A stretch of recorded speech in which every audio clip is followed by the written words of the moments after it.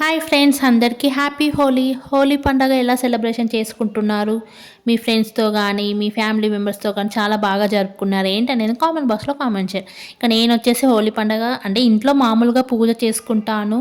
మంచిగా ఇంట్లో అంతా పూజ చేసేసుకొని నైవేద్యం పెట్టేసుకుంటాను అంతే. బట్ నేనింకా హోలీ అంటే కలర్స్, ఎగ్స్, ఈ టమాటాస్ అన్నా నాకు ఎలర్జీ. ఎందుకంటే ఎగ్స్ పగలగొట్టుకుంటారు. టమాటాస్, కలర్స్ ఇట్లా నాకు ఎలర్జీ చిన్నప్పటి నుంచి. నాకు కలర్స్ అన్నా, ఎగ్స్ అన్నా ఎలర్జీ. నాకు భయమైతే హోలీ పండగ అంటేనే భయం. ఎందుకంటే మెయిన్ కలర్స్ అది. కాబట్టి నాకు ఎలర్జీ కాబట్టి నేను చిన్నప్పటి నుంచి భయపడతాను. ఇప్పుడు కూడా అంతే ఫ్రెండ్. నేను పండగ హోలీ అయితే ఏం సెలబ్రేషన్ చేసుకోను. మంచిగా ఇంట్లో పూజ చేసుకుంటాను. టెంపుల్‌కి వెళ్తా అంతే లేదు.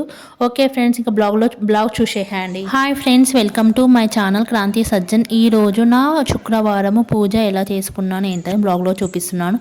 ఇక్కడ వచ్చేసి బయట అంతా మంచిగా క్లీన్ చేసేసుకొని ముగ్గులు వేసేసుకొని కడపకు కూడా ముగ్గు అలంకరణ పసుపు కుంకుమలతో అలంకరణ చేసేసుకొని, అలాగే మన తులసి కోట కూడా దగ్గర కూడా ఇక్కడ బ్యాక్ సైడ్ డోర్ దగ్గర కూడా ముగ్గు వేసేసుకొని తులసి కోట దగ్గర కూడా చిన్నగా ముగ్గు వేసుకున్నాను.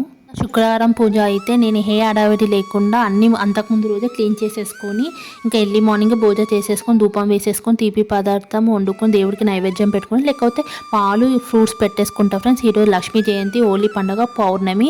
ఇంక ఇట్లా పూజ చేసేసుకొని ఆ తర్వాత ఫోన్లో కొంతసేపు దేవుడి పాట లక్ష్మీదేవి ఎలా జన్మించింది అనేది మీరు యూట్యూబ్లో వినండి ఫ్రెండ్స్. నేను ఇప్పుడు విన్నాను, ఎంతో నాకు చాలా బాగా అనిపించింది. జస్ట్ నాకు తెలిసింది ఒక 1 లైన్ చెప్తాను అంతే ఫ్రెండ్స్. ఏమైనా తప్పులు చెప్తే క్షమించండి. క్షీరసాగర మదనంలో లక్ష్మీదేవి ఆవిర్భవించింది.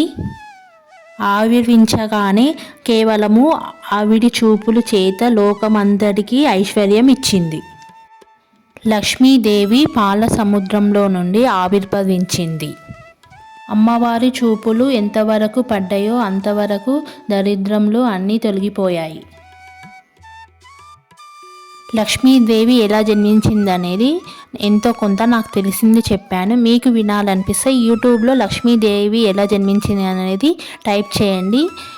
మీకు నచ్చితే వినండి ఫ్రెండ్స్. ఏమన్నా తప్పులు చెప్తే క్షమించండి ఫ్రెండ్స్.